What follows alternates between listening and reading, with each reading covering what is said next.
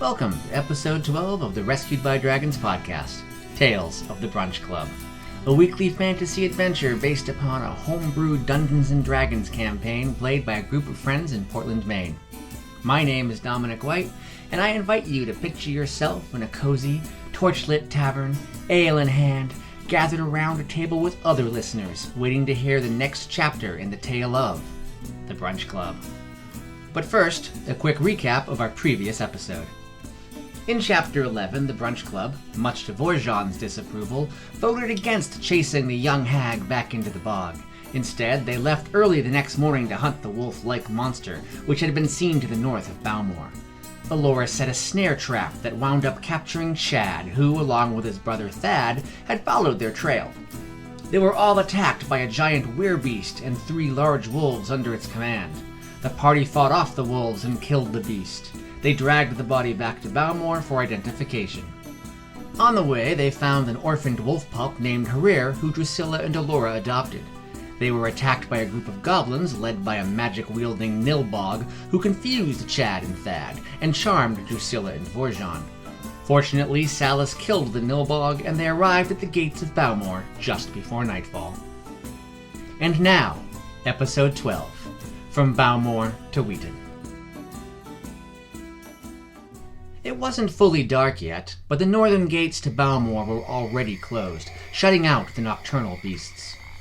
"Hey, let us in! We killed your werewolf!" Chad cried as he banged loudly on the door with the pommel of his greatsword. Drusilla and Allura looked at each other and rolled their eyes behind him. A panel in the gate, at human eye level, slid open. A young man's face was behind it. "Who are you?" he asked Chad and Thad brusquely. "We're the heroes who killed the beast in the woods," Chad said triumphantly. "More like the idiots who helped us kill the beast in the woods," Salus corrected.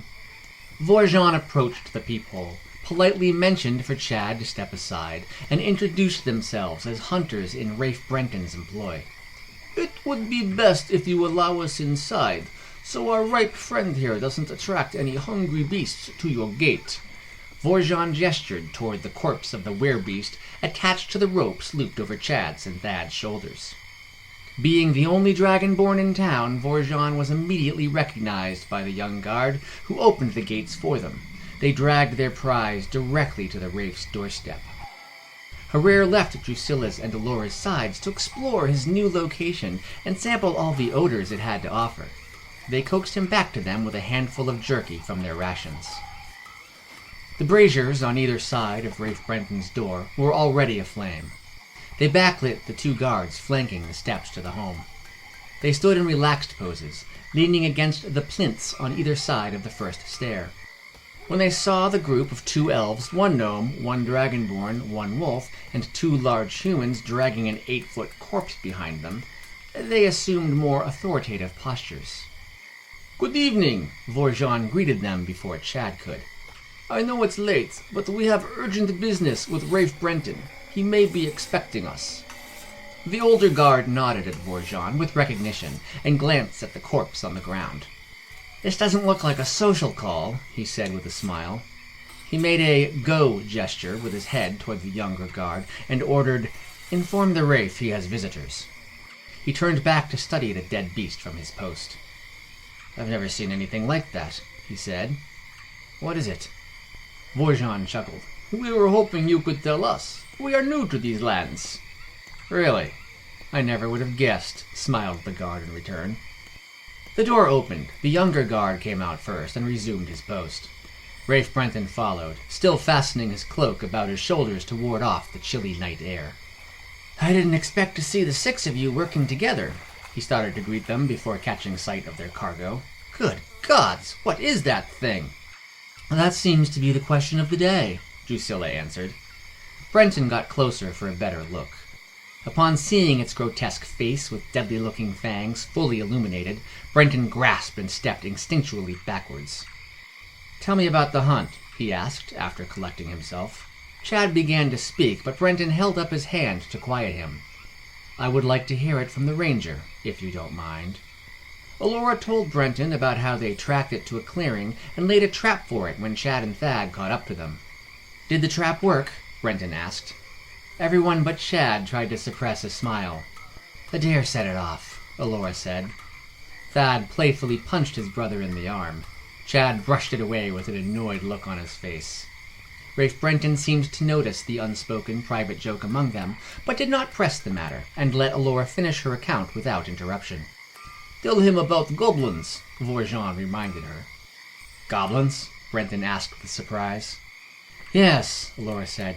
"We were attacked by 7 of them. We killed them all, but there's no telling how many more you might have in those woods out there." "One of them was a mage of some kind," Drusilla warned. "That's disturbing," Brenton said. "I hope it was an isolated incident, but I will double the guards on watch for a while, just in case." "So, what about our half of the bounty?" Chad said, before Brenton had time to pause after his last thought. Excuse me?" Salas interjected loudly. "What do you mean, your half?" "Duh," Chad answered. "Your group gets one half, we get the other half." "In case you can't count that high," Salas replied, "there are 6 of us. That means it gets split 6 ways." "Nuh-uh," Chad countered. "We would have killed it without you guys getting in the way." "Look," Salas reasoned, "you had your chance to do it on your own. We had to wait because of other commitments. You guys could have tracked it on your own and done this 2 days ago. But you snoozed, so now you lose." "But," Chad exclaimed, frustrated, "you had a ranger with you. We had to wait for you guys to go first so we could find it." Thad threw up his arms in disgust and rolled his eyes at his brother. "So," Salas said, smiling at him with a single arched eyebrow, "you admit that we did most of the work, then?" "No," Chad stammered. "Well, yeah, I mean—" "It should be," Vorjean interjected, "Rafe Brenton's decision. Can we all agree that we will accept graciously how he says bounty will be split?" Everyone nodded their heads, except for Herrera, who cautiously sniffed the corpse's feet. Brenton took a deep breath and let it out slowly, converting his thoughts into words. Since Chad or Thad didn't dispute Alora's account of the hunt, and admitted they were waiting for them to go first so they could follow them, I have decided the bounty shall be split among you in 6 equal shares. "That's bogus," muttered Chad under his breath. "I trust you will all get along while I fix your coin?" Brenton asked, eyeing Chad before walking back into his home and headquarters. While they waited, they made small talk with the older guard. His name was Tahard, and he thanked them for helping stop the nightmares that had been plaguing the town. "I don't know if we stopped them for good," warned Drusilla. "They may return." "I'm just grateful for a few nights of peaceful sleep," Tahard replied. "At least if they do come back, we know what's causing them and what to hunt down." Rafe Brenton returned after a few moments and handed them each a palm-sized bag of gold. He gestured to the body of the beast. "This thing can't be left out here overnight. If you could do me a favor and take it to Ulrich's, I'd appreciate it." "We are happy to," said Vorjean agreeably. Chad and Thad dropped the ropes they were still holding. "We didn't get paid enough to keep dragging this thing," Chad said as they started to walk away. "Thanks for the whiskey, Dragon Man," Thad shouted over his shoulder, smiling as he waved. Brenton watched them walk away. When they were out of earshot, he turned back toward the Brunch Club and thanked them. "I wish I could give you more. I appreciate how many times you've risked your lives for us in the short time you've been here." They told the Wraith they were continuing their journey to Elnor in the morning, and would hopefully return some day soon with answers regarding Junie. Brenton shook all their hands and bade them good night. Vorjean picked up one of the ropes attached to the beast. Drusilla and Alora picked up the other. Together they dragged the dead thing to Ulrich's house. When they deposited the beast's corpse in front of the druid's shop, the lights were still on. They could see his silhouette at a work table through the window. Drusilla knocked gently on the door. They heard Sherleg slide across wood, and footsteps approached the door. When it opened, Ulrich stood there, not at all surprised to see them. "Word travels fast in a small town," he smiled. "I was wondering when you'd get here." He looked down at the creature stretched out on the ground. "It's best we get this out of the street. Let's bring it around back." He helped them drag it around his shop. His backyard was surrounded by a fence that was a smaller version of the fence that surrounded the town. It was made up of 7-foot-tall vertical slats with no space between them. The tops were chiseled into sharp points. Ulrich unlatched the gate, and they dragged the werebeast into the yard. "It's cold enough that it'll keep for a while, and the fence will keep the scavengers out," Ulrich explained. Do you know what it is? Elora asked, out of professional curiosity. Ulrich knelt next to it. He held his hand out with the palm up, from which a bright flame appeared. He used the light to inspect the beast for a few minutes. I think I might, he said. Let's go inside where it's warm. He closed his palm, extinguishing the flame. They watched as he scanned a row of books on one of the shelves in his shop. He picked one out and began leafing through it. Aha, he said with an affectation of triumph, and placed the book on a table so they could all see it. The illustration on the page Ulrich pointed at was a crude, woodblock illustration, but wholly recognizable as the lifeless creature in the druid's backyard. It is a bargest, Ulrich said. I won't bore you with the details, but it is a shapeshifter. Its natural shape is what you see out there, but it can take the form of a wolf or goblin. So is werewolf, but not wolf part is goblin? Asked Vorjon. Yes and no, Ulrich said, but close enough. I wonder if this has to do with the goblins in Nilbog that attacked us, Drusilla pondered. Goblins? Ulrich asked with surprise. They told the druid the same tale they had told Brenton earlier about their encounter with goblins in the forest. They also told them they would be leaving for Elnor early in the morning, and this would most likely be goodbye until they returned. Ulrich wished them well, said his goodbyes and thank yous, and assured them he would discuss the goblins' presence with the Wraith and keep an eye on Anne and Cooper. By the time they returned to their rooms at the Laughing Pine Lodge, it had been another extremely long day, and they could all feel the exhaustion starting to creep into their sore muscles and aching joints.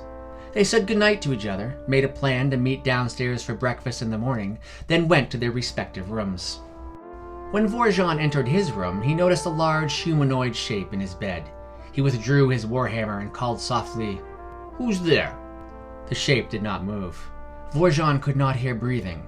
He whispered an oath to Bahamut that caused his warhammer to glow and fill the room with a bright divine light. Lying on top of the blanket was a scarecrow. It was the same manner of scarecrow that had been left outside his friend Jameson's farm the night before he was killed near Wyhill. He knew he should be concerned, even alarmed, but he was too tired. He stripped off his armor, pulled the scarecrow off his bed, and tossed it across the small room. He got down on one knee and said his nightly prayers to the silver flame and Bahamut. The paladin then rolled onto the thin but oh-so-comfortable mattress and willingly succumbed to sleep. Salis was the last one up that morning and found her companions already in the dining room. Neither Anne nor Cooper were there, but there was a tray of breakfast foods and pitchers of juice on the bar. "Self-service this morning?" said Salis. She got herself a muffin and a glass of juice, then sat on the bench between Vorjon and Drusilla. "I imagine they are not feeling social right now," said Vorjon. "They're grieving," Drusilla offered. "I don't blame them for not wanting to see us. We're reminders." They all nodded with agreement. Drusilla gave a piece of meat to Harir, who sat expectantly at her side, with wide, begging eyes. The young wolf gobbled it down happily before turning to Elora on the other side of her. Elora glanced down and gave the wolf another piece of meat. Vorjon startled them when he suddenly presented them the stick he had in his pack. He handed it to Elora. "Do you know what kind of tree this is?" he asked the ranger. "Yeah, bloodwood," she answered. "It does not grow around here?" Vorjon questioned. "No, it only grows up in the bloodwood forest, hence the name," Elora replied through bites of an apple. Why do you have a bloodwood stick?" Salis asked. "It was part of scarecrow in my bed last night," the dragonborn answered nonchalantly. He continued to eat, not noticing that the others had stopped and were staring at him. He looked up at their expectant, shocked faces. He told them the story of finding the scarecrow in his bed. "I think nothing of it at the time," he added.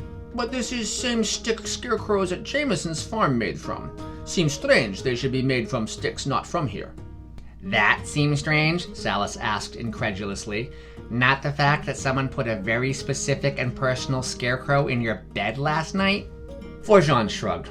"I suppose, but I was too tired to care. I think we should not let it distract us. We should continue to Elnor." "He's right," Drusilla agreed. "It seems like it was personally directed at Vorjon, and probably not a threat to anyone in town. We should start sharing rooms from now on, though, just to be safe." They finished their breakfast, left a note and a generous amount of gold for Anne and Cooper, and left the inn. "We need to stop at the dry goods merchant first," Elora said. Good idea. We should stock up on rations, agreed Vorjan. They bought enough rations to last through the journey to Wheaton, the next town on the way to Elnor. Drusilla and Delora each bought as many pounds of jerky they had room for. Herrera looked pleased. The road from Boughmoor to Wheaton had its own dangers, but it was much less dangerous than the trail through the Bitch Bog. It felt good to travel on a genuine road again. They took long, easy strides and did not miss having to force their legs out of deep, squelching muck at every step. The Brunch Club enjoyed 3 uninterrupted days and nights of comparatively easy travel. During the late afternoon on the 4th day, they came across their first unusual sight on the road. In the distance, they saw the silhouette of a huge humanoid figure push a horse-drawn carriage over and begin beating on its side with its fists. "Shit," said Alora. "Hill giant. Whoever's in there is going to die." Even though they were still 500 feet away, Alora let an arrow fly. It ascended in a graceful arc before burying itself deep in the giant's shoulder. It let out a scream and began charging them.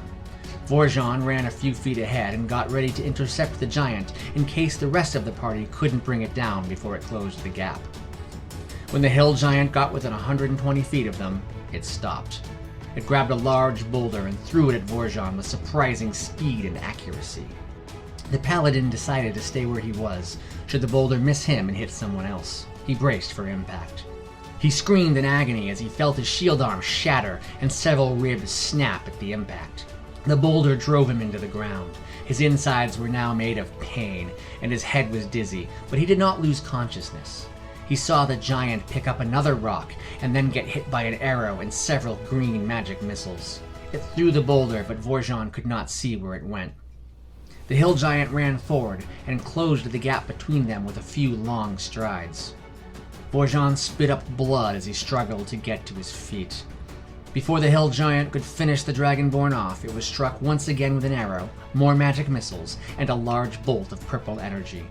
The hill giant's pupils rolled up into its eye sockets. It swayed from side to side, then collapsed backwards. Its final breath left its body as it slammed upon the road. The 3 women immediately came to Vorjan's aid. The paladin had dropped to one knee. He put his warhammer down and placed his good hand on his broken arm and mended most of the breaks with his healing touch. It still hurt to remove his shield, and his insides felt like they were not where they were supposed to be. Drusilla cast a healing prayer upon him. Vorjan gave her an appreciative nod, then cast a healing prayer of his own upon himself, and then another. He stood up. He was not fully healed, but he did not have the energy for another prayer of healing.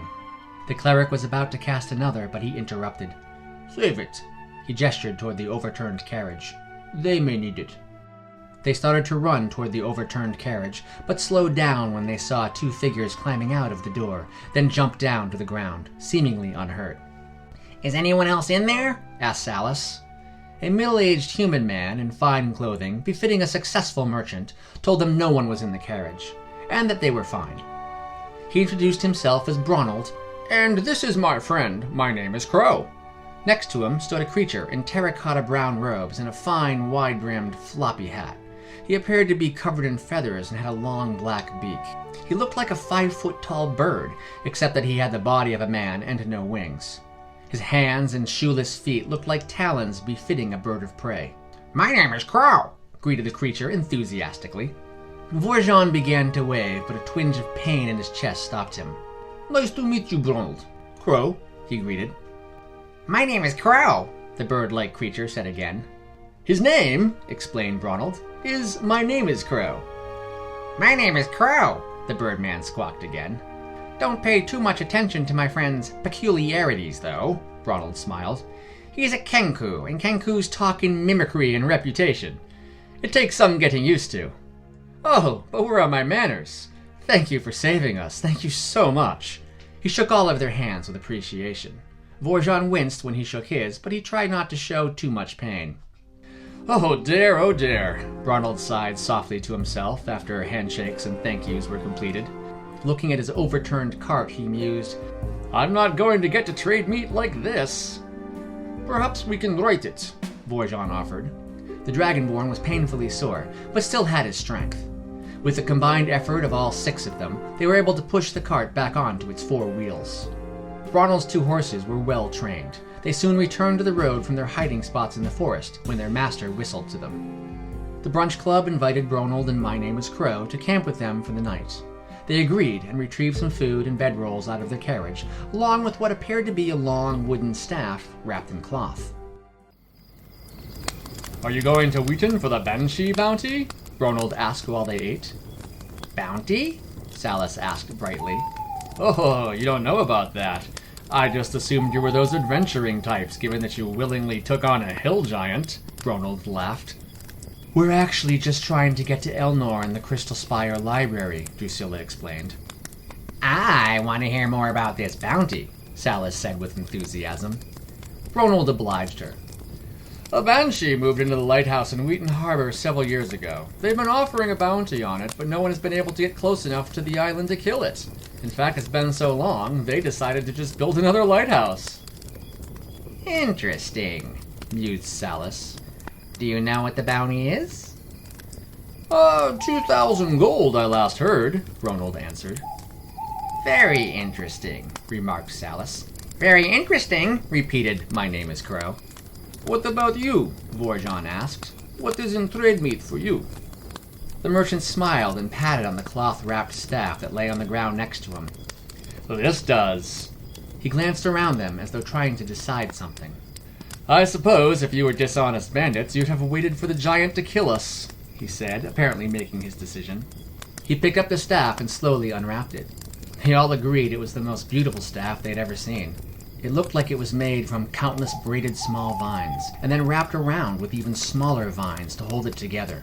Wrapped around that were even more delicate vines. They formed a stunning filigree which rivaled anything they'd ever seen on even the finest decorative armor.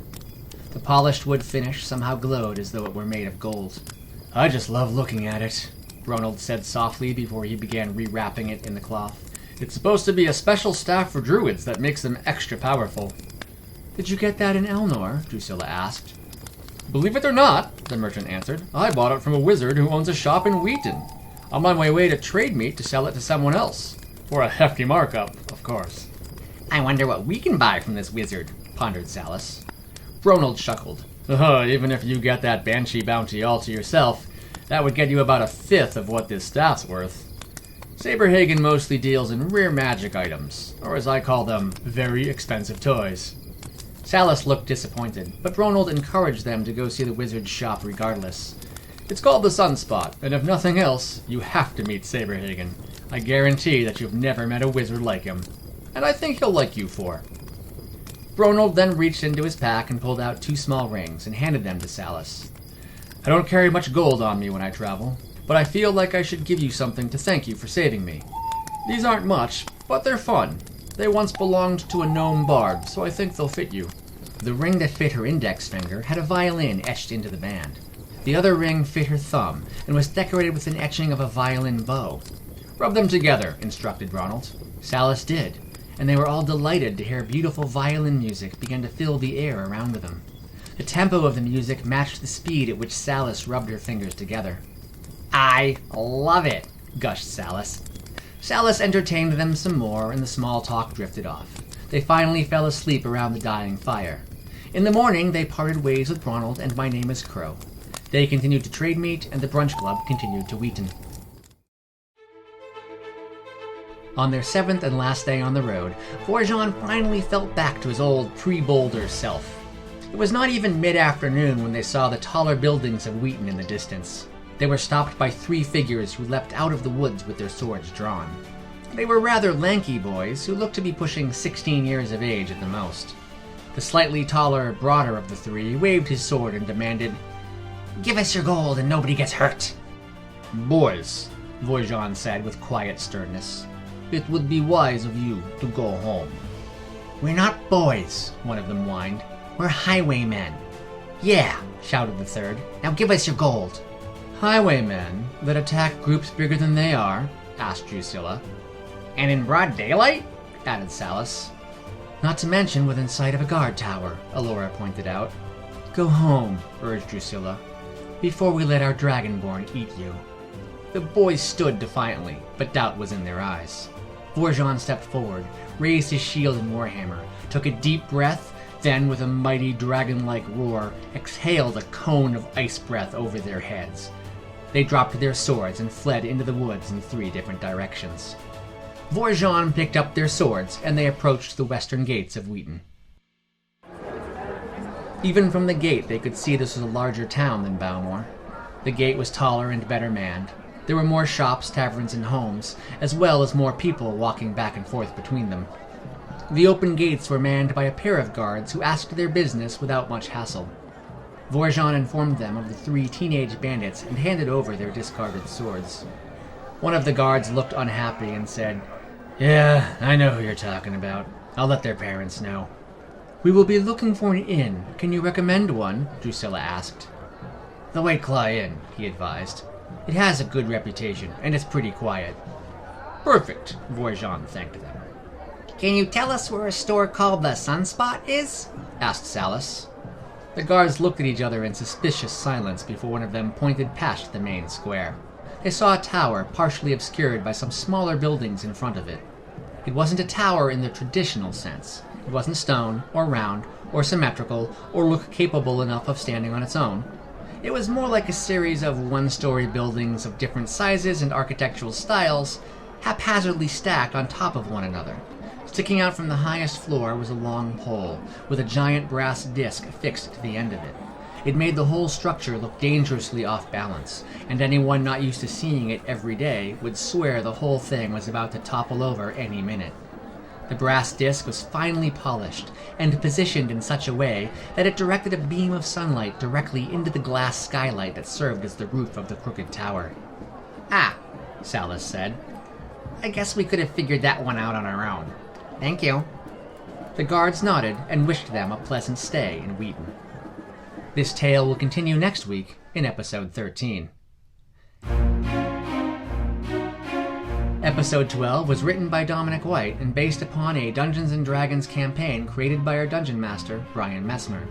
Valuable contributions to the story were added by the role-playing of J.P. Black, who plays Drusilla, Liz Richard, who plays Alora, Anna Flemke, who plays Salas, Dominic White, who plays Vorjon, and Brian Messmer, who plays everyone else. Ambience and effects used with permission by Michael Gelfi. If you enjoyed this podcast, please help us out by sharing it with your friends. We'd appreciate it. More information about Rescued by Dragons and ways to support this podcast can be found at rescuedbydragons.com. You can follow us on Instagram at Rescued by Dragons and on Twitter at RescueDragons. Thank you for listening, and please join us next week to find out, along with the rest of us, what happens next.